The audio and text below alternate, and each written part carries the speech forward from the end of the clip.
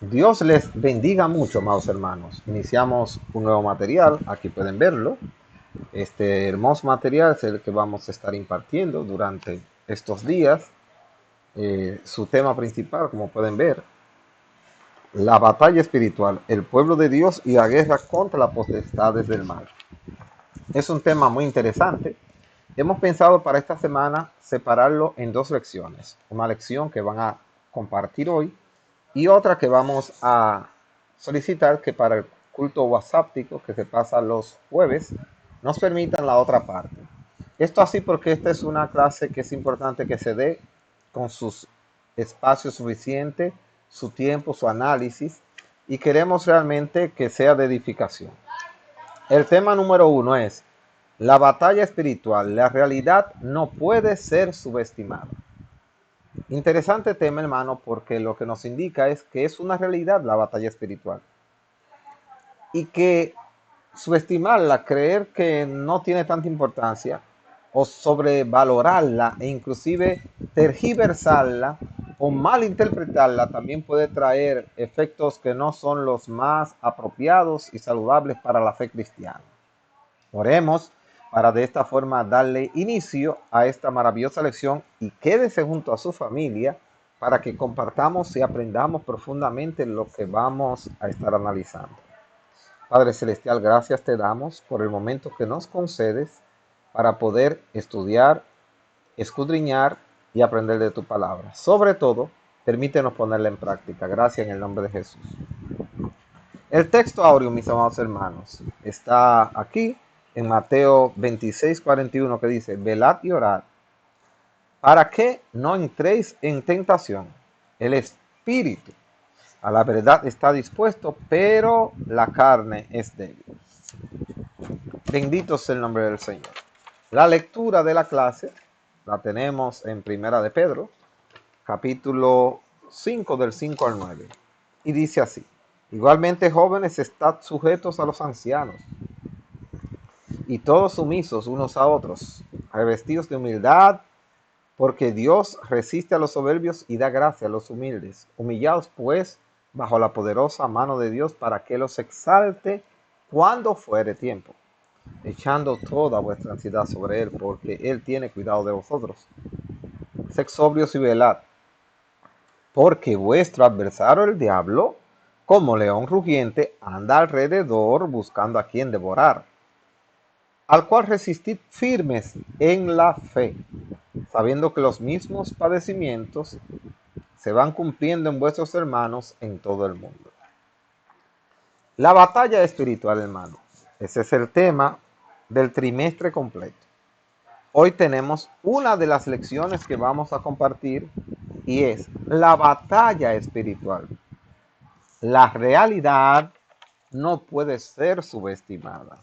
Ahora, mis hermanos, para la década de los años 1960 surgió una moda extravagante que todavía perdura y nosotros escuchamos a muchos hermanos, estoy en batalla, tú estás en batalla, y se hacen canciones con respecto a batalla, porque en esa época se desató un movimiento revolucionario en el sentido de lo que quería enseñar, hablando de que los cristianos tenían muchas batallas y que cómo pasaban por batallas, y eso se propagó debido a que usted sabe que uno como ser humano vive expuesto a muchísimas situaciones como las que estamos pasando ahora y otras que traen angustia, dolor, sufrimiento, malas noches, tensiones, depresiones, malestares físicos,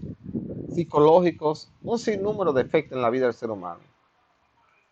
Pero muchas situaciones de esas son humanas, que las tienen tanto las personas que sirven a Dios como las que no le sirven.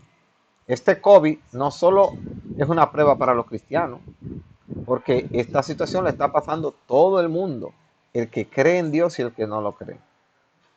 Entonces, hermano, ¿en qué atenta el COVID con nuestra salvación?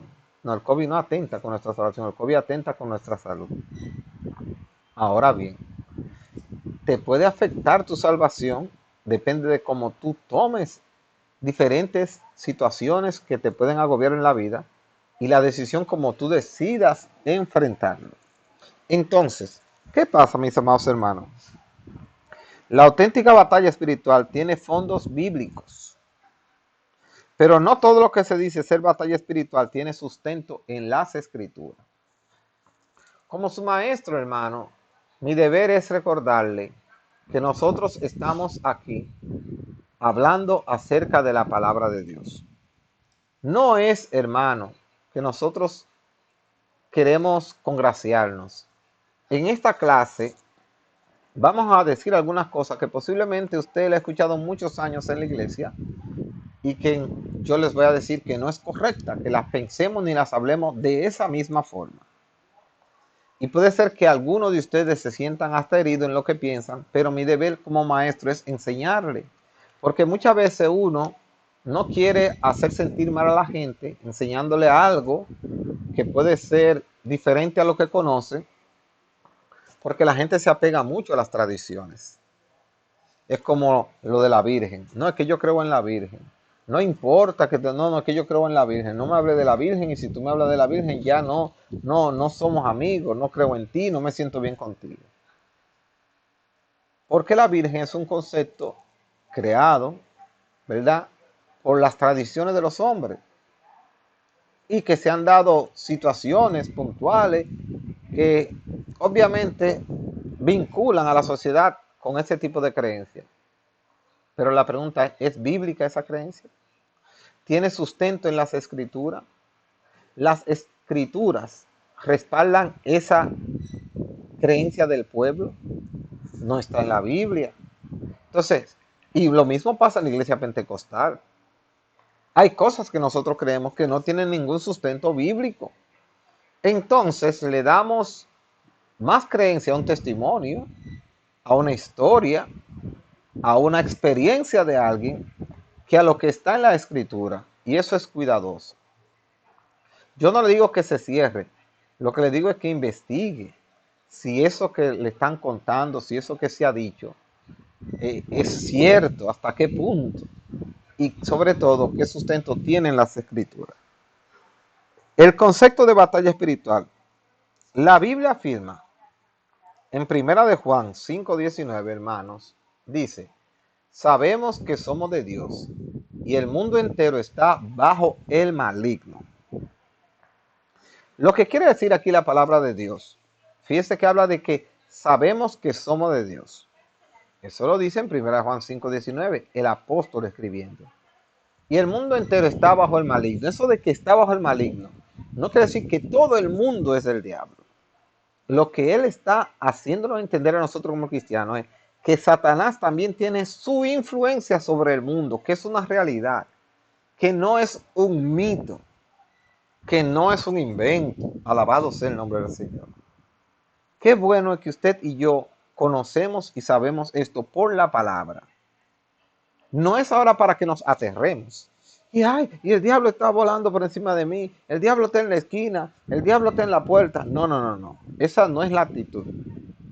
Es que usted sepa que Satanás tiene influencias reales sobre el mundo real que estamos viviendo conforme las escrituras lo señalan.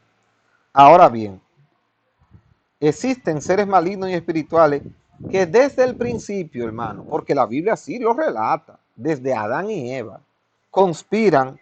¿Para qué? Para que la humanidad se vuelva un caos y sea destruida y se aparte de los principios, de las enseñanzas, de las instrucciones que Dios nos ha dado para que como seres humanos vivamos en armonía con Él, provocándole al hombre un desequilibrio en su relación con su creador. Entonces, hermanos, ¿qué pasa? La Biblia reconoce que esos seres malignos no deben ser los que dominen al ser humano. Pero el mismo Jesús habló y dijo que los espíritus malignos andan buscando un cuerpo al cual poseer para tener control y dominio y poderse manifestar. ¿Qué es lo que pasa, hermano? que los espíritus no tienen cuerpo. Al ellos querer realizar acciones, imagínense que un demonio quiere darle un golpe a un ser humano por hacerle un daño, porque le gusta hacer maldad, quiere dar golpe. ¿Cómo lo logra? Si es un espíritu, porque por más trompones que él tire en su ser espiritual, por hablar así, que no tiene puño, pero en su forma espiritual, por más maldad que él trate de hacerle a un cuerpo, le es imposible. ¿Qué tiene que hacer un demonio para ejecutar sus planes malignos de golpear a una persona? Tiene obligatoriamente que poseer un cuerpo de un ser humano y ejecutar la acción a través de un cuerpo que sí tiene puño y que sí puede dar un golpe. Pero imaginémonos que un demonio quiere matar. ¿Cómo lo logra? Porque él no puede agarrar un cuchillo, él no puede agarrar una pistola, él no puede agarrar una bomba. Necesita ocupar la mente y el cuerpo de un ser humano, tomar el control de esa persona, dirigir sus acciones con el propósito de ejecutar su maldad. Entonces, por eso es que ellos necesitan cuerpos, porque ellos, para poder realizar sus acciones malignas, no lo pueden hacer si no es a través de dominar el cuerpo y la mente de los seres humanos. Pero, seguimos hablando aquí, hermano. Es una realidad bíblica. El apóstol Pedro nos habla claramente cuando dice, sed sobrios y velad. ¿Por qué? Porque vuestro adversario. ¿Quién es el adversario? El diablo. Porque vuestro adversario, ¿qué es un adversario? Uno que está en contra, uno que se opone. Y nuestro adversario, hermano, es Satanás. ¿Qué hace él? Anda como león rugiente, buscando a quien devorar. Satanás anda buscando a quien destruir. La Biblia lo dice, a quien matar. Ahora bien, esa es nuestra batalla con ese mundo espiritual que se estableció inmediatamente. Satanás desobedeció las reglas que Dios le había establecido en el cielo cuando él intentó violarla, queriendo usurpar el lugar de Dios y queriendo tener la grandeza y la gloria de Dios. Fue expulsado de allá. Entonces, él ha estado buscando la manera de antagonizar, de buscar la manera de crear una vida en contra de los principios que Dios ha establecido, trayendo como consecuencia que se ha convertido en nuestro adversario. Nuestra lucha no es contra sangre ni carne. Si este mundo no estuviera influencias satánicas ni demoníacas, los seres humanos no usaran para mal muchas cosas que son para bien. Con el mismo cuchillo que cortamos nuestras carnes, pelamos nuestros vegetales y hacemos muchísimas cosas buenas, con ese mismo cuchillo se mata, se destruye. Y así, por no citar una gran cantidad de cosas que son buenas, pero que al final mal utilizadas también son malas. La lengua que tenemos, que con ella se puede decir gloria a Dios y alabar a Dios, también con ella se puede maldecir, dice la palabra. ¿Qué nos hace transformar? Además del pecado que está, porque somos motivados. Hay espíritu, pero no lo empiece a ver como una cosa espiritual, como, ay, los espíritus están alrededor mío, me están... No, no, no, hermano. Es una realidad que existe, que usted tiene que conocerla. Una realidad innegable, amados hermanos.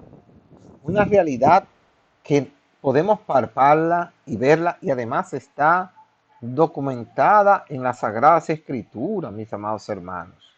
De manera que nosotros podemos claramente, con el sustento bíblico, poder explicar esas cosas. Ahora bien, lo que no es una batalla espiritual, lo que generalmente se conoce como batalla espiritual por algunos, es un modelo no bíblico y nocivo, hermano, dice aquí, para la fe cristiana. Los promotores de esta doctrina pinchan la Biblia aquí y allí y adaptan los pasajes seleccionados para ajustarla a sus propias experiencias. Se trata de una cosmovisión extensa de culturas antiguas como la de Mesopotamia y de Egipto, influenciada por la magia y por el ocultismo.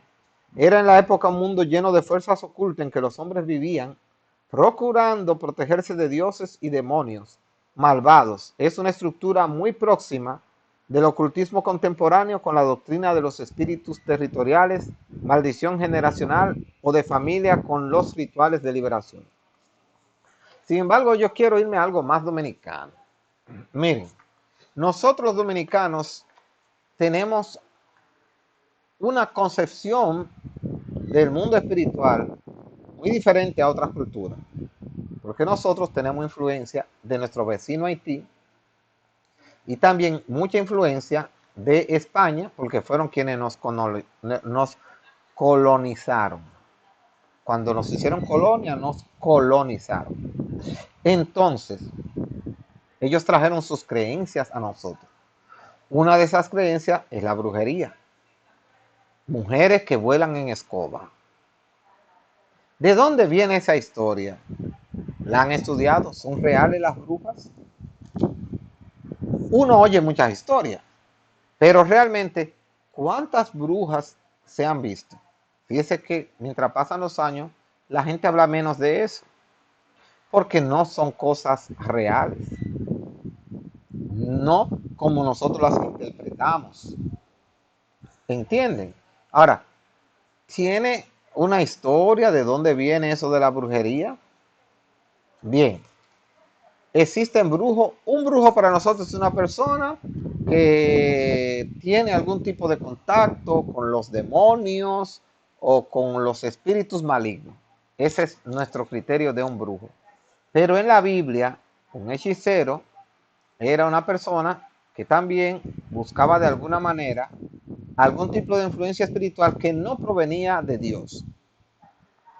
Y ellos buscaban manera de hacer manifestaciones también invocando sus dioses o sus espíritus en los cuales ellos creían o invocaban. Nosotros tenemos mucha influencia de Haití, inclusive le tienen hasta nombre a los demonios, le tienen nombres a grupos espirituales, etc. Nosotros esos son los nombres que conocemos. Pero ¿cómo se llamará en otro país? Porque ellos no tienen un nombre específicamente. Ahora, en la Biblia sí se le ha dado nombre a algunos ángeles. Y ellos posiblemente tenían algún nombre en el cielo. Pero la Biblia, por ejemplo, no habla de nombres raros. ¿Entienden? No es porque eso sea malo, porque eso sea bueno, sino lo que quiero decir es que hay que tener el cuidado de que si lo que nosotros enseñamos es realmente bíblico o viene fruto de la tradición, de la imaginación o del desarrollo normal de las civilizaciones. Pero le voy a contar lo que está documentado con relación a las brujas. Las brujas realmente no eran mujeres que volaban, eran mujeres que estudiaban lo que en su tiempo ya podían hacer, que era la medicina natural. Pero en esa época los hombres eran los únicos que podían trabajar o estudiar cosas de ese tipo. Las mujeres, como siempre han padecido de menstruaciones, de espinillas y muchas otras cosas que los hombres no sufrimos, empezaron ellas a tratar de buscar por sus propias vías maneras de poder tratar sus dolencias y algunas situaciones que se le producían en su cuerpo.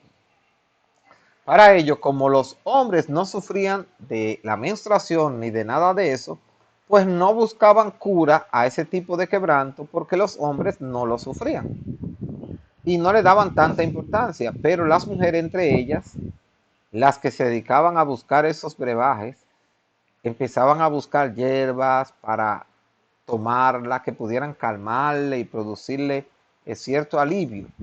Entre esas hierbas y esos nutrientes encontraron hongos que eran venenosos, pero que tomado en cantidades muy mínimas producían cierto alivio en ellas y normalmente se lo tomaban, pero cuando se pasaban de la dosis podían morir. Y trataron de probar otras formas, como era untándose el ungüento. Preparaban ungüento, preparaban como una especie de mentol, ¿verdad? Machacaban las diferentes hierbas según en donde vivían.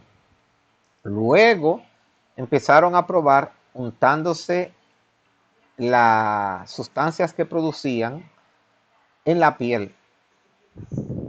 Pero en algunos, como también cuando se le aplicaban a la piel, en los brazos o en lugares así, le dejaba manchas, tuvieron que cambiar el sistema y empezarse a aplicar esos ungüentos en los lugares que no se veían. ¿Cuáles eran esos lugares que no se veían? En los sobacos, en la parte, en sus entrepiernas y ese tipo de cosas. Entonces, para que se le fuera más fácil y no tocarse las manos con esa sustancia, porque después corrían el peligro de que se ponían la mano en la boca y podían morir, decidieron untar la sustancia en palos. Y eran unos palos largos, un palo ellos tenían. Y usaban esos palos y se los pasaban por los sobacos, se los pasaban por la entrepierna. Pero acuérdense que eso eran drogas como las que se usan aquí. Y eso llegaba de acuerdo a la dosis que se podían colocar, le llegaba a crear alucinaciones. Y algunas de ellas decían que volaban por las montañas, que viajaban, que se iban al infierno, pero todo eso era un efecto eh, causado por la sustancia, como le pasa a los drogadictos. Y usted lo ve que ellos se suben a un edificio y creen que están en una acera y se jondean de allá arriba y caen explotados que se mueren, pero ellos no saben eso porque bajo el efecto de la droga que han tomado, ellos no están conscientes de eso. Por eso le dije que nos íbamos a tomar un poco más de tiempo. De ahí, de esa época, la Iglesia Católica empezó a castigar a las mujeres porque no quería que las mujeres investigaran nada relacionado con eso y las acusaba de brujas. Y el pueblo entonces las asesinaba y las mataba. Pero no era porque ellas hacían maldad, ni chupaban niños, ni nada. En esa época, ninguna de esas brujas que mataron fueron acusadas por eso. Fueron acusadas por desobedecer la iglesia en el sentido de que se ponían a experimentar con sustancias que no eran permitidas. Pero no porque ellos chupaban niños ni hacían nada malo. Lo de la escoba vino por el asunto del palo, que muchas de ellas en sus juicios decían, nosotras usamos palo para, y en los dibujantes de la época, los artistas, para poderlas representar y tipificar, normalmente dibujaban mujeres volando en escoba. Fíjense que, por ejemplo, cuando nosotros éramos niños, a muchos de nosotros nos asustaban con los viejitos. Hasta nos decían que los viejitos eran cucos. Mientras que el abuelo que yo amaba, para mí era lo más lindo del mundo. El mismo abuelo que para mí era querido, era el cuco del vecinito de al lado. Y cuando le querían hacer que el niño obedeciera, le decían, ¿tú quieres que yo busque al viejito fulano y tal? Y nosotros, como veíamos en la televisión, que las brujas y muchos hechiceros eran unos viejitos, arrugados, con nariz un poco deformada, y la gente mayor tiende a arrugarse y a no tener un rostro tan hermoso como cuando joven, obviamente por la edad, pues todo eso nos hacía malinterpretar a nuestros viejitos queridos, inclusive a tal punto que habían algunos niños que todavía había muchos niños que no querían que los abuelitos lo abrazaran porque le tenían miedo, pero fue algo porque se lo enseñó la tradición. Entonces, eso es algo propio de nosotros. Estoy hablando de situaciones reales que nosotros vivimos. Ahora vamos a hablar de 3 puntos principales que se hizo muy popular. Las innovaciones más chocantes que se predican por ahí son 3. Oiga, el mapeo espiritual, la maldición generacional y la idea de que un salvo puede ser poseído por los demonios. Las 3 son falsas, aunque tienen influencias bíblicas. Ahora vamos a hablar de qué son y de qué influencia, de dónde son tomados esas enseñanzas, para el jueves decirle qué dice la palabra de Dios con relación a eso. El mapeo espiritual. Mapeo viene de mapa. Es una doctrina que consiste en hacer ¿verdad? O predica que Satanás designó espíritu sobre territorios, que los demonios tienen un cuartel, un grupo de espíritus asignado a países, a ciudades, a barrios y a lugares específicos. Eso ellos lo toman, porque le tenemos que decir las bases bíblicas o los versículos bíblicos donde ellos toman esto, de Daniel capítulo 10 en su verso 13. Vamos a ver qué nos dice ahí. Miren, mas el príncipe del reino de Persia se me opuso durante 21 días. Pero he aquí Miguel, uno de los principales príncipes, vino para ayudarme y quedé allí con los reyes de Persia. Tomando eso como argumento, ellos señalan que ahí se puede ver que había espíritus gobernando, influyendo desde las esferas espirituales sobre un territorio. Lo otro es la maldición generacional. La doctrina resume que si una persona tiene problemas con adulterio, con fornicación, con drogas, con la mentira, con la extrema pobreza, es porque en algún momento alguno de sus antepasados, su abuelo, su bisabuelo, su tatarabuelo, su tatara, abuelo por allá, experimentó esa misma situación y ha delegado de cierta forma, o más bien ha impactado hasta el día de hoy a esa persona, a ti. Pero esto no es bíblico. Sin embargo, ellos toman eso, hermano, de la lectura de Éxodo, que dice que el Señor visitará la maldad de los padres hasta la cuarta generación. Entonces de ahí ellos sacan lo que nosotros denominamos la maldición generacional. Ahora, ¿cómo se libra, según esto, de esa maldición? Dice aquí, bueno, una vez descubierta quién es la persona de la generación de tu familia, eso es lo que enseña, no lo que dice la Biblia, lo que enseña esa corriente. Lo que se debe hacer es pedir perdón por esa persona. Y de esta forma, la maldición de la familia, de quien hizo eso, deja de tener efecto, hermano, y es deshecha, es destruida. Es una especie de perdón por apoderado. O sea, yo voy a pedir el perdón de mi tatarabuelo que hizo algo malo porque me está influenciando a mí. Esto es peligroso.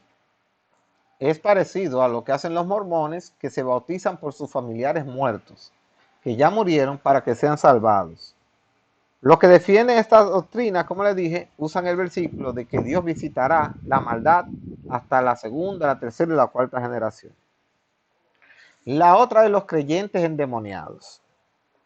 Estos predicadores enseñan que el hombre es un espíritu que tiene alma y habita en un cuerpo. Oiga, es un espíritu. No que tiene alma, cuerpo y espíritu, sino que el hombre es un espíritu que tiene alma y habita en un cuerpo. Quiero que comprendan bien esto. O sea, la Biblia enseña que nosotros tenemos alma, cuerpo y espíritu. Ellos enseñan que nosotros somos un espíritu que tiene alma y que habita en un cuerpo. Partiendo de este falso concepto teológico, afirman que el Espíritu Santo habita en el espíritu humano con el proceso de salvación y que los espíritus inmundos están relegados al alma y el cuerpo del cristiano. O sea, el Espíritu Santo solamente toma control de la parte espiritual nuestra, que es el espíritu. Pero de la parte que no es el espíritu, que es el alma y el cuerpo, sigue estando bajo la influencia y control, sobre todo control de los demonios. Esta doctrina suele apelar a la historia de Saúl, donde narra de que Saúl era atormentado por un espíritu inmundo. Y hablan también del caso de Judas Iscariote, que andando con Jesús estaba lleno de maldad y poseído por Satanás. Esas tres enseñanzas, el jueves, vamos a estarla analizando a la luz de la Biblia y enseñándole que no son bíblicas.